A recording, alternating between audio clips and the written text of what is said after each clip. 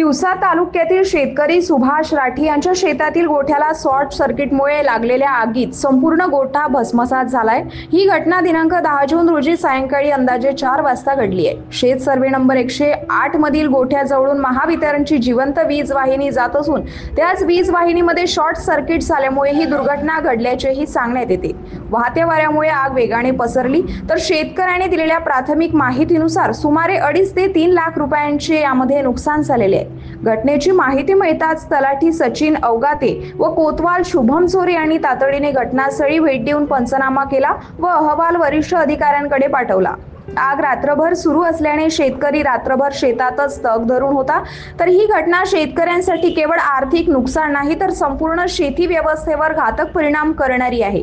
ग्रामस्थ व शेतकरी वर्गाने शासनाकडे त्वरित नुकसान भरपाईची मागणी केली आहे। नमस्कार, एमबी न्यूज महाराष्ट्र बातमीपत्रामध्ये तुमचे स्वागत आहे। काल ही घटना जी घडली शॉर्ट सर्किटमुळे जे जळलं आहे तर हे कोठा गेटा तुमचं नुकसान झाला। काल किती वाजता जळलं? हे 3:30-4 वाजता जळलेलं आहे। 3:30-4च्या दरम्यान।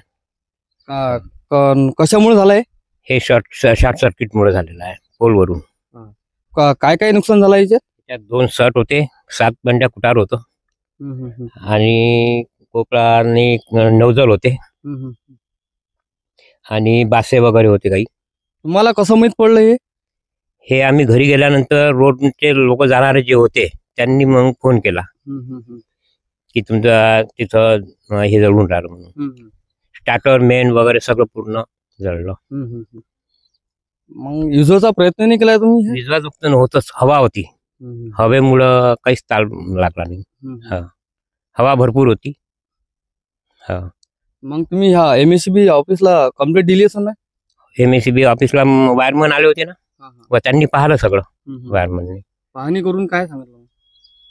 त्यांनी सांगितलं की आम्ही करून पाहतो काय आहे तर। ठीक आहे, धन्यवाद।